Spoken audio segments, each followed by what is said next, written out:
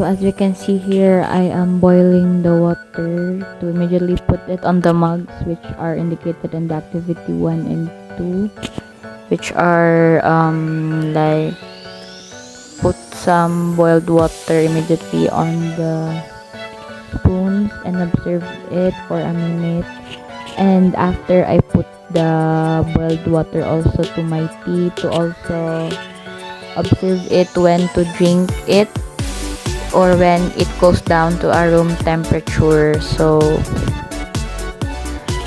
the time that I put the hot water is 3:18 p.m. and it cools down to 4 o'clock.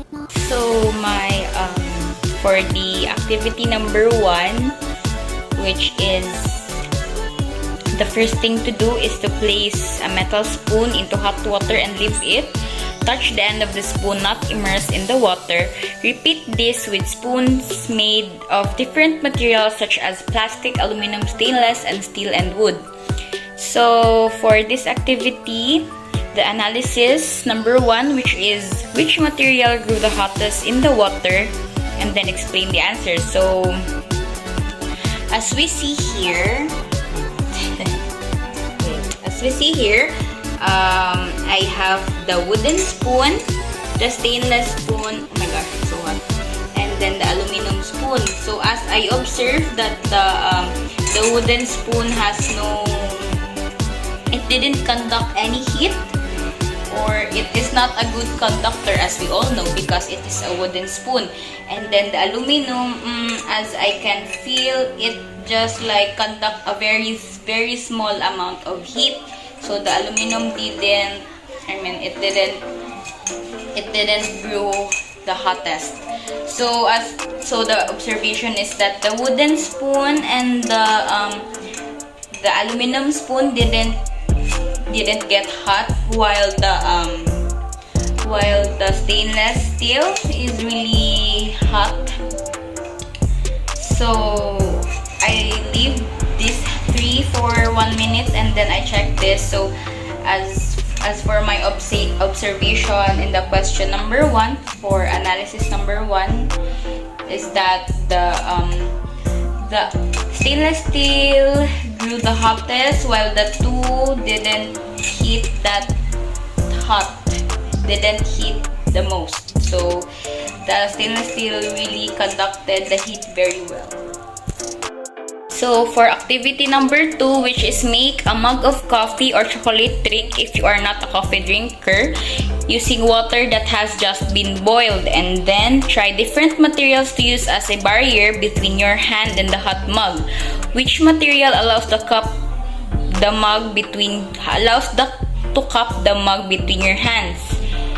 So for this activity number 2, I have an alternative for the coffee and the chocolate, which we don't have because we already ran out of. So I have my tea here. So this was just also filmed from the first video, where we can see that with the hot water that just boiled, I just immediately put them here and also here, so that we can just heat the kettle once and pour it in these 2 mugs. So we'll just get this right back after if it's already drinkable, because for this time, which is what time is it? I put the hot water 3:18 p.m. So I'll just wait a couple of minutes or hours so that I can easily drink this tea. Okay, for question analysis number 1, I am going to use a very thin towel that we use to towel dry our plates, and 2 pot holders to try to hold on to this very hot mug that just been boiled a while ago. I mean, the water of this mug has been boiled just a while ago.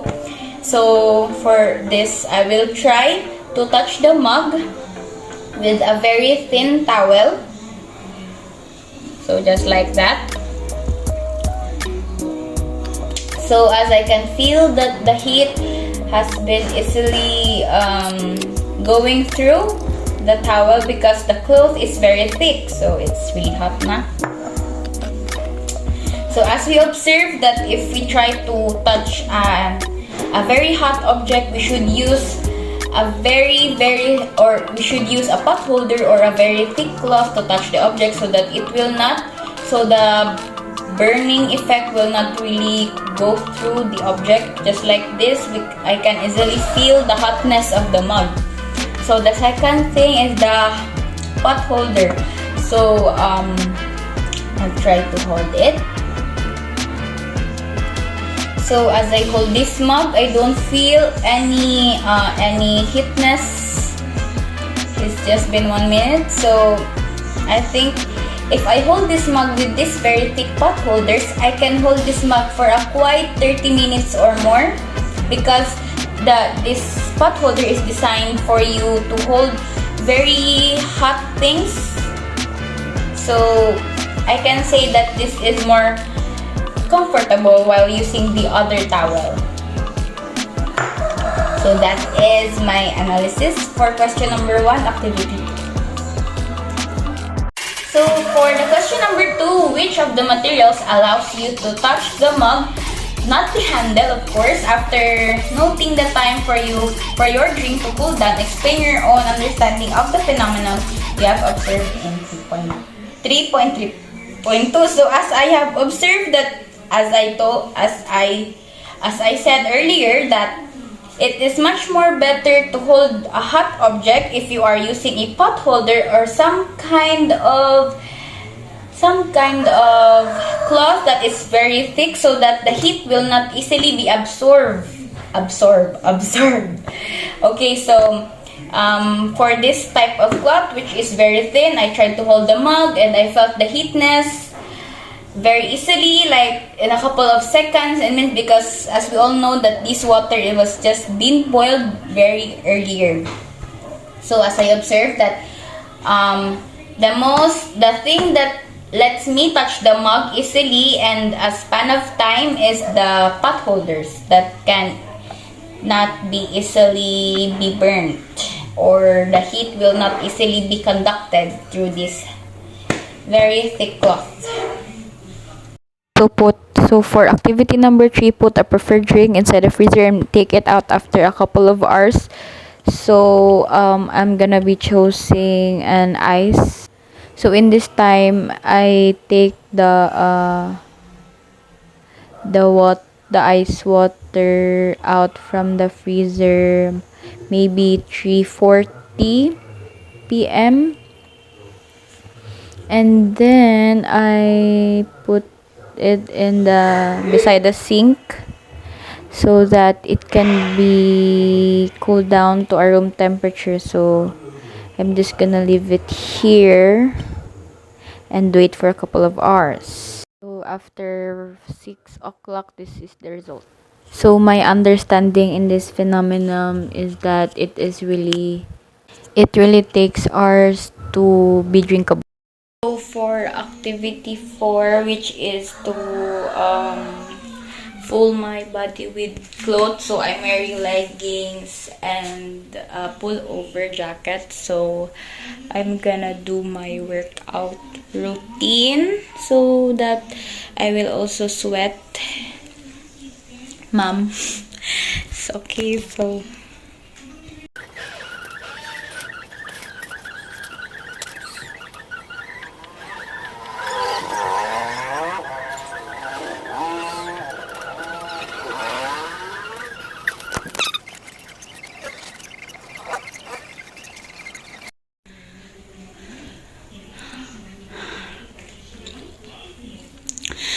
So I am almost done with my workout routine, ma'am.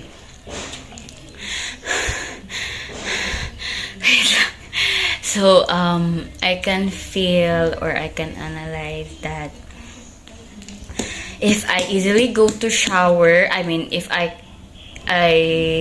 go to shower after my workout, I think that my muscles will cool down easily. So I am not obliged to use the cool down method when working out if I take a bath after my workout. Then, but I have a mentality that if I go to the bathroom after I work out just in seconds, I think that it's not good for my body. But many people say that it's good for the muscle, as other athletes have been doing that. They have been taking a very, very cold shower after they train or after they exercise. But my father also takes a bath right after he works out, because we're the same. We work out most of the time to maintain our body. Because of this pandemic, it also gave me stress thinking about my body weight and anxieties and stress in our home. So that's my coping mechanism when I work out. But I have a time. I mean, when I go to gym, I go to the bathroom and take a bath after I have done my workout. Then I felt that it really relieves my the body pain, all things. It really relieves me my mood, because my body is getting colder and my muscles are relaxed. So that's my analyzation for the question. Thank you, ma'am. It's now 4:15 p.m. As I can see, my tea is now already in a room temperature and I can easily drink it.